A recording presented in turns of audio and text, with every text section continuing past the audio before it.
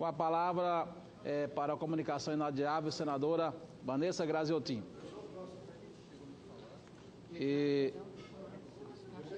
Deixa comigo. Pós-senadora Vanessa, senador Jorge Viana, como orador inscrito.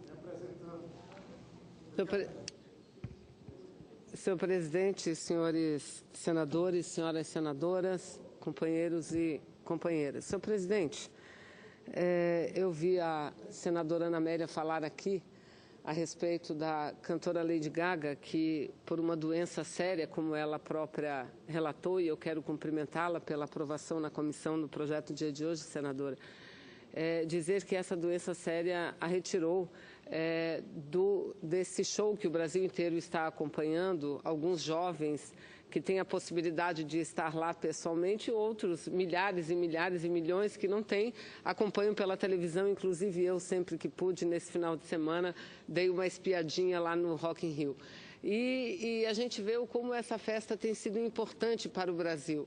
A ausência da Lady Gaga, obviamente, que tirou algum brilho, mas não totalmente o brilho, porque tem sido um festival, tem sido uma apresentação, um show bastante importante e muito acompanhado no Brasil inteiro. E o que me chamou a atenção, senhor presidente, é que o que mais nós temos assistindo é a palavra de ordens das pessoas, da população, se mobilizando e protestando contra o presidente da República. De forma muitas vezes espontânea, algumas vezes apenas com a presença de um determinado cantor, mas isso tem sido efetivamente o que tem marcado o Rock in Rio, senhor presidente. São os protestos contra o presidente Temer. E nós precisamos perguntar por que essa manifestação tem sido a manifestação mais presente no evento, o Fora Temer. Por que será que isso acontece? Perguntar também, por que esse grande evento, assim como qualquer outra manifestação cultural no país, está uníssono com o povo brasileiro? E em todos os cantos, seja em apresentação de peças, apresentação de musicais, é esse Fora Temer que ecoa. Ou seja, e a resposta, senador Jorge Viana, é muito simples. A população brasileira não quer mais ver a continuidade de Michel Temer à frente da presidência da República. Apenas isso. Um presidente, eu não quero aqui abrir as feridas do passado, acho que o passado está perfeitamente registrado pela história, mas eu quero falar do presente e principalmente do nosso futuro, principalmente.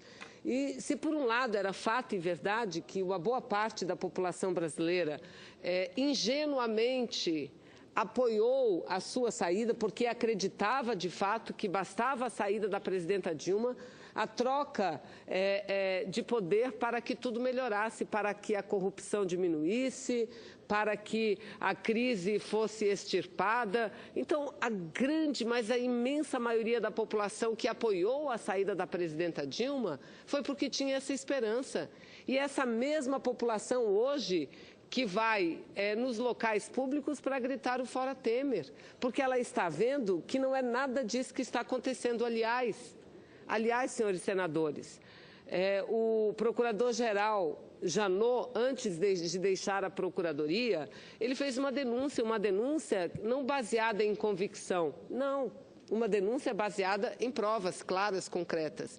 E nessa denúncia cita 7 importantes figuras da República, 7. E dos 7, vejam a ironia, senhores senadores e senhoras senadoras, desses 7, 4 estão presos. 4 estão presos. E os 3 que sobram estão aonde? No Palácio do Planalto. Aliás, um é o próprio Michel Temer, a maior autoridade da República. O outro que continua lá, ministro Moreira Franco, o ministro das privatizações, achando que o Brasil de hoje vai ser igual aquele Brasil que apoiou as privatizações das telecomunicações, porque diziam que tudo ia melhorar. Agora não, nós temos um sistema energético bem estabelecido, razoavelmente eficiente, mais eficiente se comparado a como é que outras empresas privadas atuam no setor. Então, privatizar a Eletrobras para quê? Para diminuir dívida brasileira, dívida pública? Não. Nunca, nunca, nenhuma privatização serviu para resolver o problema da dívida. Então, veja, Moreira Franco está lá, mas está lá também Eliseu Padilha. Eliseu Padilha, Moreira e Michel Temer. Os outros 4 denunciados estão presos. 2 ex-presidentes da Câmara dos Deputados, Eduardo Cunha e Henrique Eduardo Alves.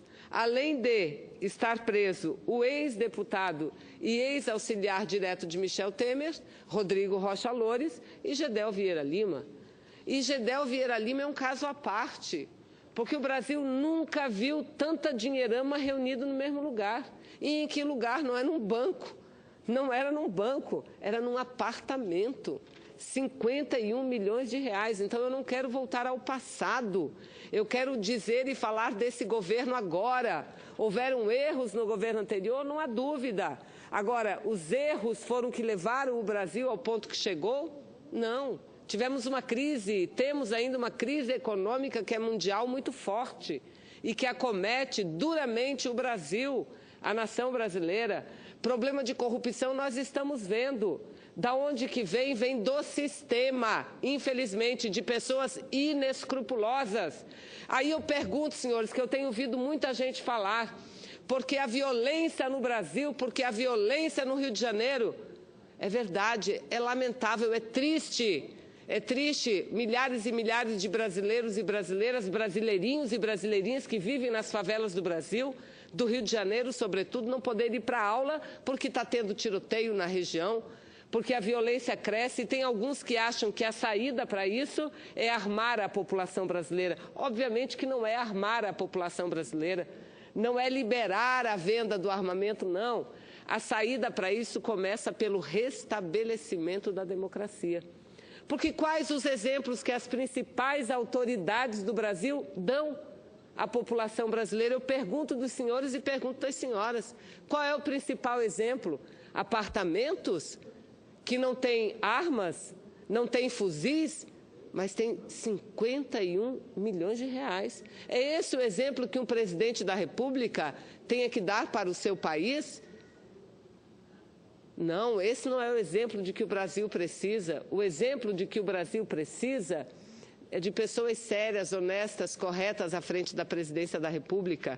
E, aliás, esse Fora Temer não é só por conta da corrupção, é por conta do programa também, porque, em grande parte, eles assumiram o poder e o próprio Michel Temer dizia, é a ponte para o futuro, ou seja, é uma travessia curta, num período de supressão da democracia para fazer reforma previdenciária, fazer reforma trabalhista, fazer privatizações, aprovar a lei do teto, que foi a PEC que aprovaram, limitando gastos com saúde, com educação.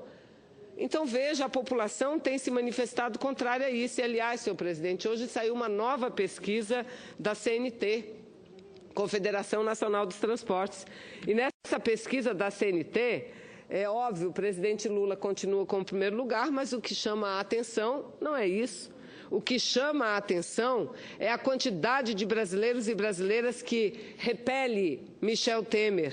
A sua aprovação hoje é de apenas 3,4%, a aprovação de Michel Temer, sendo que 75,6% avaliam como negativo o governo dele e apenas 3,4% aprovam Michel Temer. Quando a avaliação é pessoal, isso como presidente, quando a avaliação é pessoal, o índice de rejeição aumenta ainda mais, batendo o nível mais baixo da série da CNT e de toda a história de um presidente de nosso Brasil. A série da CNT, por exemplo, começou em 2011. Em seguida, logo que Temer assumiu, 84% dos entrevistados desaprovavam Temer. Em fevereiro, eram 62%. E agora são 84%. Então, se ele tivesse um pingo de amor pelo Brasil, pelo seu país, ele renunciaria. Ele daria um jeito de viabilizar, quem sabe, senador Jorge, a antecipação das eleições, quem sabe? Porque com ele na presidência não dá mais para continuar. Primeiro, que é esse exemplo pior de todos para o povo brasileiro. Segundo, que eles querem acabar de concluir essas reformas. Reformas que eu digo só trarão prejuízo. Por isso eu quero repetir aqui o que diz com muita frequência o senador Requião e que nós assinamos um manifesto dizendo o seguinte: a hora que conseguirmos tirar este senhor da presidência da República, nós temos que aprovar uma ação revogatória. Aliás, o próprio ex-presidente do Supremo Tribunal Federal, ministro Lewandowski, disse de forma textual em entrevista que vivemos hoje um período de supressão da democracia. E aí, olha o que acontece. Vem novamente aquele general, e eu concluo, presidente, vem novamente aquele general, o general Antônio Hamilton Mourão, dizer que precisa, se as coisas andarem como estão, deverá haver uma intervenção militar. Mais do que repudiar, do que repelir as suas palavras, que devem ser punidas duramente pela força da qual ele é parte, deve ser punida duramente, eu fico com as palavras do general Vilas Boas, esse sim, o comandante do Exército, que disse que nada fará com que as Forças Armadas, façam ou promovam qualquer tipo de intervenção. Isso disse o general do Exército.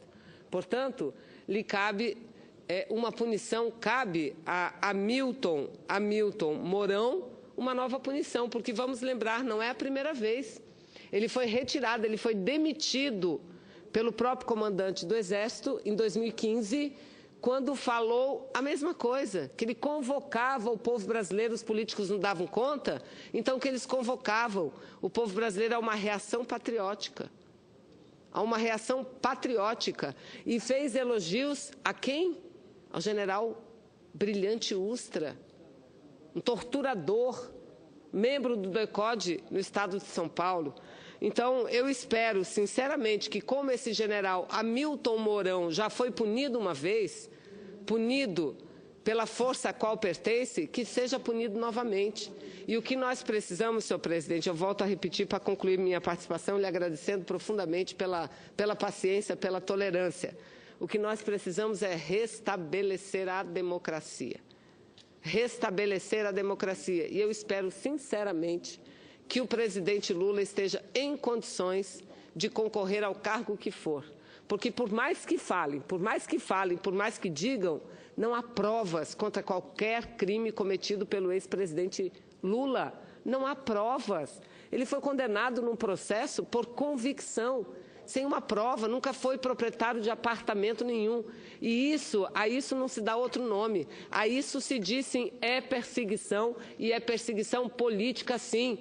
Porque ele, presidente Lula, é quem melhor representa todo esse projeto de transformação nacional e de inclusão social. Com falhas, verdade, com falhas, mas um projeto que colocou pela primeira vez na história recente do nosso país o povo brasileiro na frente de qualquer outra coisa. Hoje, pelo contrário, o que a gente vê é mercado, é cada vez mais o Brasil sendo comandado pelo sistema financeiro rentista. Muito obrigado, senador Cidinho.